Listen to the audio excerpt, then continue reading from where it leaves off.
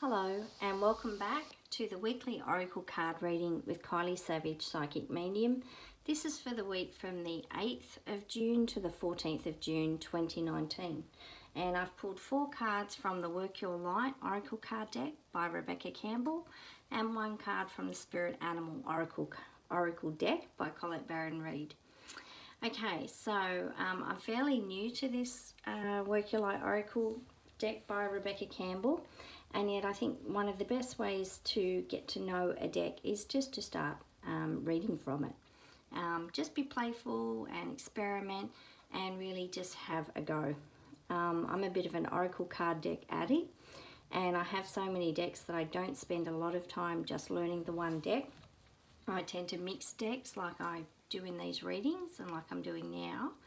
And I just figure out that I will learn the deck as I'm working with it.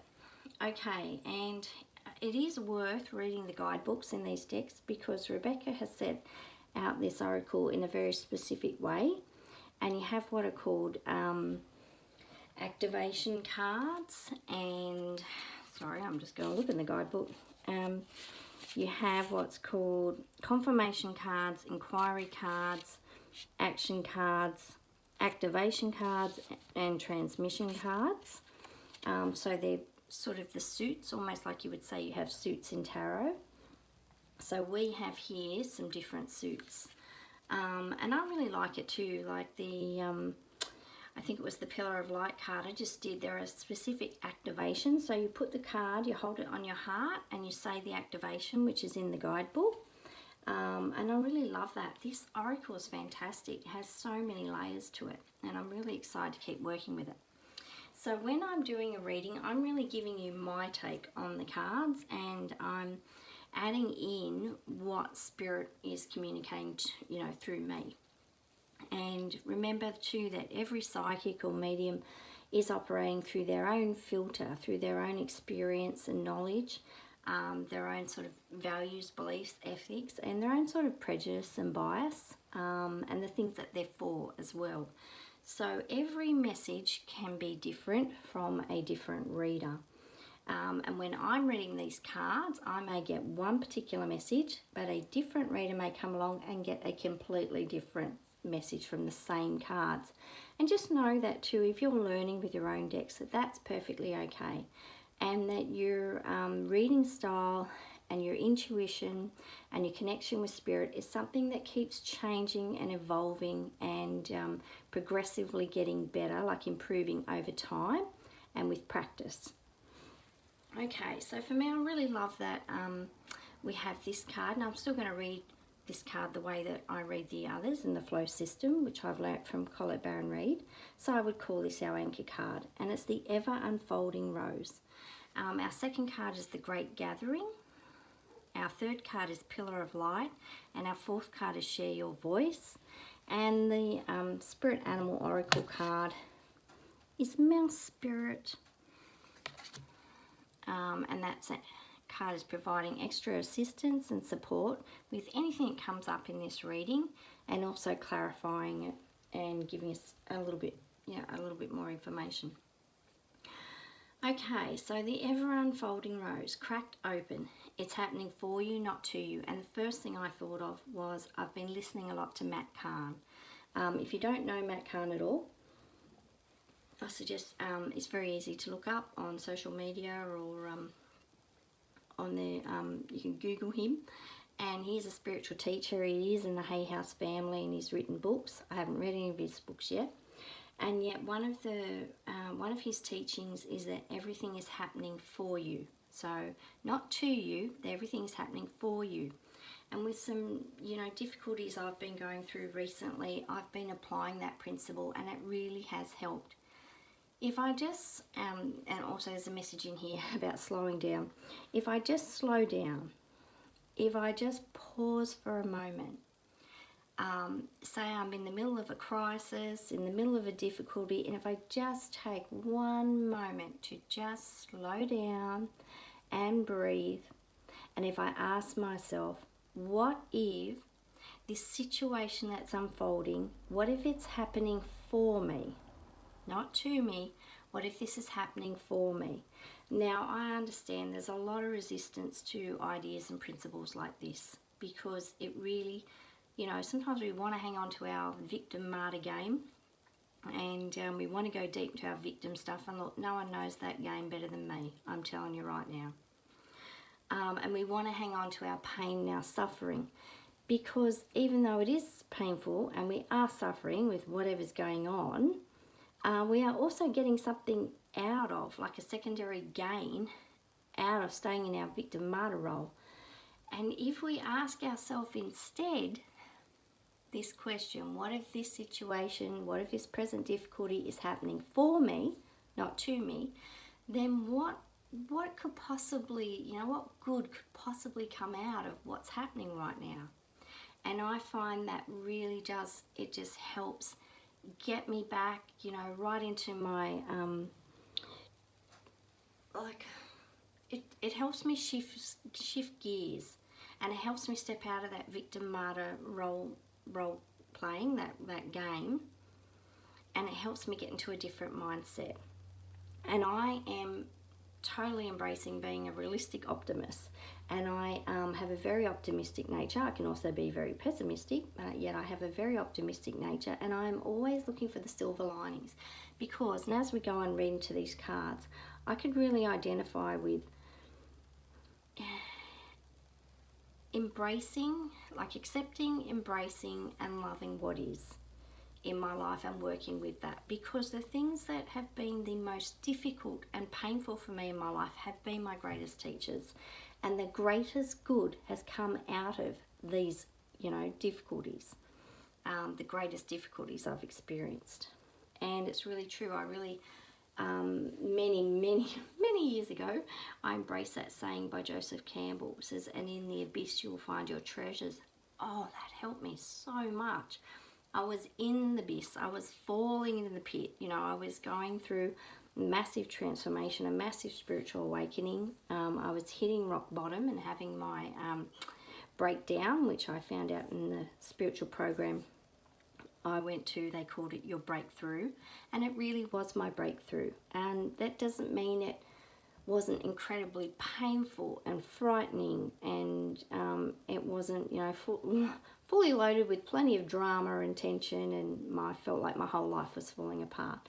I found myself in that abyss, and that is where I found my treasure, because that is where everything was stripped away. All the things I thought were true about my life were taken from me, and they were just set aside, and then I could really experience the truth of who I am.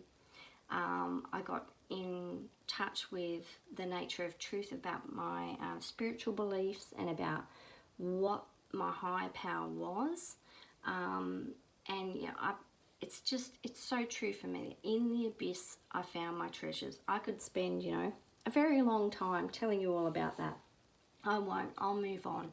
And yet the thing is, I know, perhaps you might be watching this and you can relate to this, or you're going through this at this time. You're going through a massive spiritual awakening. I found for me, mine was quite dramatic. Other people, it tends to happen a little more subtly to you. You know, that, and it can be that gentle unfolding and not so, you know, dramatic and in your face and, you know, life-changing and life-threatening and all the rest of it. The thing is, if you're out there at the moment and things are shifting and changing for you, what I want for you to know, and especially in this reading, is that you are not alone, and that the things you are feeling, you know, and the thoughts you're thinking, they don't mean that you're crazy or insane. They mean that there is something happening to you, and it's not just happening to you, it could quite possibly be happening for you. And that everything that you're going through, you know, when you come through it, you're going to look back and you're going to say, wow, I totally get why I experienced that now. I totally get it. I can see the truth. I can see what was happening now. I understand. And I can see all the gifts in that, you know. Sometimes, very often, it's quite a painful experience that we go through that wakes us up. And it doesn't have to be a painful experience. yet usually a spiritual transformation does involve shedding and letting go, and sometimes that can be very painful, and we can see how attached we are to things. We can see how controlling our behavior has become and how much fear we are, motivated by. And we can see that to move forward and to evolve and to actually transform on the spiritual level, that we are going to have to go through this shedding process. We're going to have to let go of some of these attachments.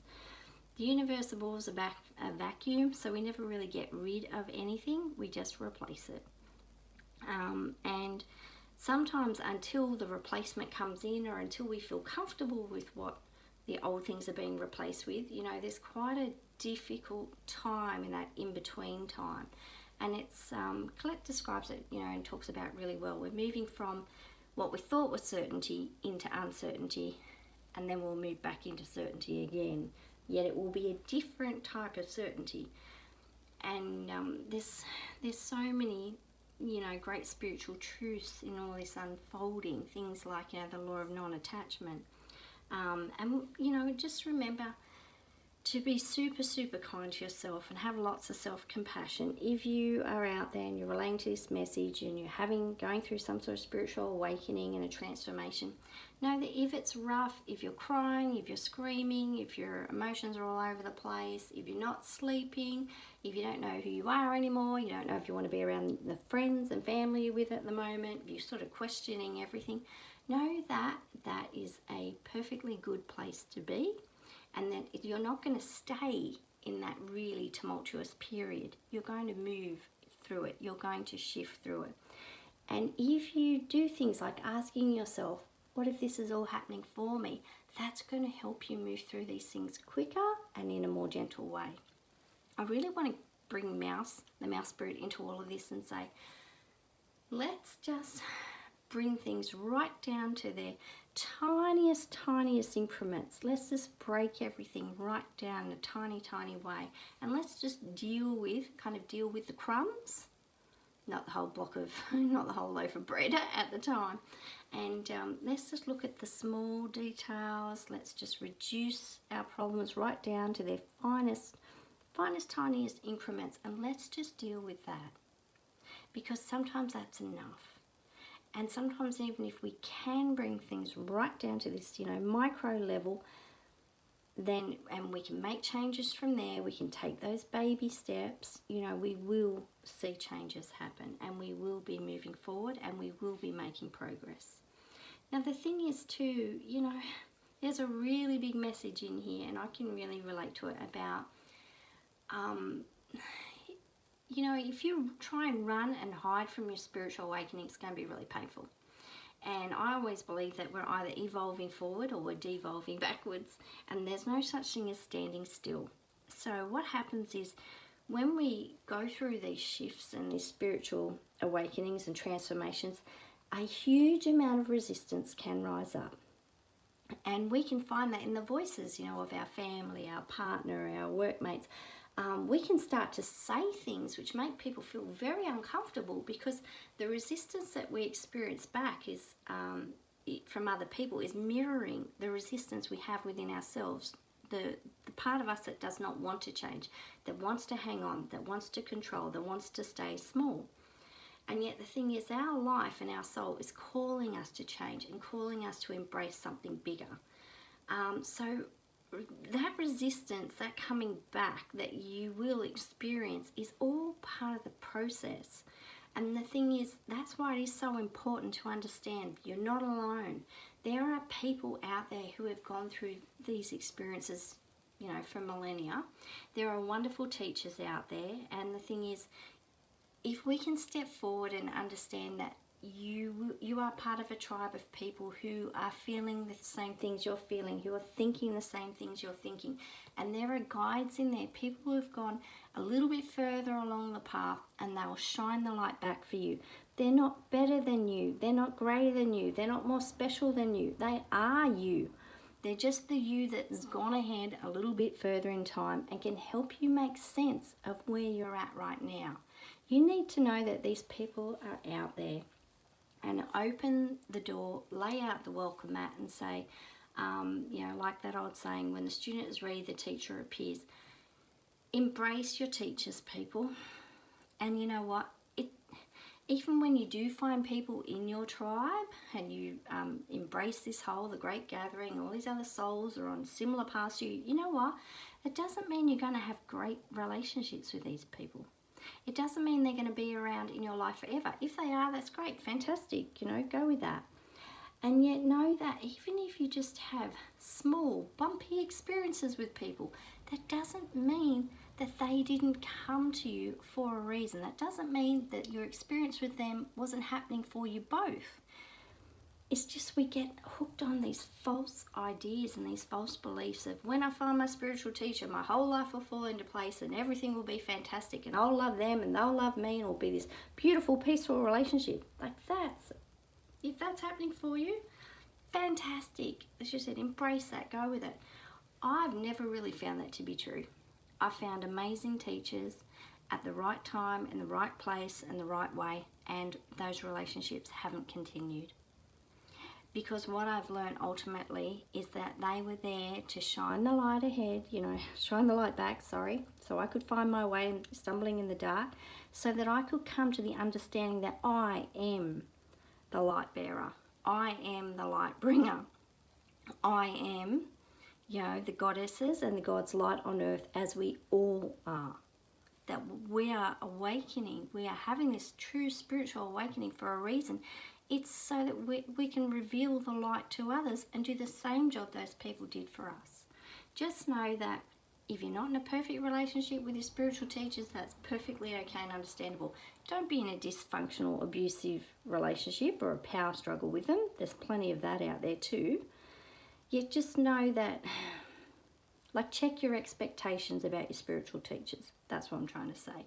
And know that if your spiritual teacher is opening you up and helping you to reveal and understand your spiritual truth so that you can share them, that's a great teacher. If you have a spiritual teacher who is, you can see, is draining power from you so that they can, you know, buy into some idea of how great they are, that's not a great spiritual teacher, and that's someone you really need to avoid and get out of relationship with. But if you have a teacher who sees the light in you and you see the light in them, and they are just going to help you walk into that more and more confidently, safely, in a healthy way, then I would strongly suggest that you work with that and go with that. If they're going to help you to understand and know that we are all, like Dr. Wayne Dyer used to teach, and he learnt that from his great teachers, we are all God, you know, basically in a human suit. So I am God manifested as Kylie Savage for this lifetime at this point in time. My partner is God manifested as his name, ... You know, the cat is God manifested as the cat. We're all the one being, we're all the one energy, and just some of us have our light switched on a little bit more, and some of us are still in the dark. So the ones with their light switched on, this is our job. Now look, I understand too that as we are sharing our light, we may want to be like the little timid mouse, and you know, and if you want to share your light in a very anonymous way, you know, you don't have to go out there and broadcast it from soapboxes. If you want to share your message and your light in a very, very small way, that's good. Yet if you do want to come out and be more open, know that of course you're going to get resistance. Of course that's a scary thing to do. Pardon me. Of course you're going to get, you know, attract your opposites who are going to say, oh my God, I totally disagree with everything you're saying. Of course, you know, you're going to be tested. I love what Colette says too, you know, new level, new devil. There are going to be people out there as you rise up, they are going to want to push you down. That's why we need the support of the tribe. You know, supportive people who do get what we're doing and why we're doing it and can support us on the way. Yet if you want to share your voice, that's going to be part of it. So it takes courage, guys. It takes guts to share your truth. And also know that your truth is going to change. So we may stand up and share one truth today, and then we evolve and we learn and we grow and it gets tested out. We have an experience and then we go, oh, okay. Or we get new information in and we need to adjust what we know to be true. So I always say that whatever I know, it's not an absolute knowing. It's a process. It's something that's shifting and growing and evolving as I am. But the thing is, even if it's scary, even if we're going to attract resistance, even if it can be a really scary time to speak up, it doesn't mean it's not important to do it. Because it's when we speak up that these other people find us, that can see us. You know, we're shining our light and they're attracted to it and they can find us. And it's important to be available to the people you're going to be of service to, in whichever way you want to do that. Obviously, you know, we need a whole lot of things in place, like paying attention to the details, like the boundaries, the structure, you know, creating safe spaces for people, working on ourselves, doing what we need to do to make sure, you know, we're working safely and in a healthy way. All that needs to be taken care of course. Yeah, probably the message I will leave for you this week is just to, you know, have a breather, take things slowly, and yet think about it. What is that voice inside of you? What are the things that would like to be expressed? How would you like to express them? Is there some small step you can take this week, you know, to reveal yourself, your inner light, your soul's voice, your soul's work? Is there some way to bring that forward this week and share it with the world? Thank you so much. Many blessings on your week.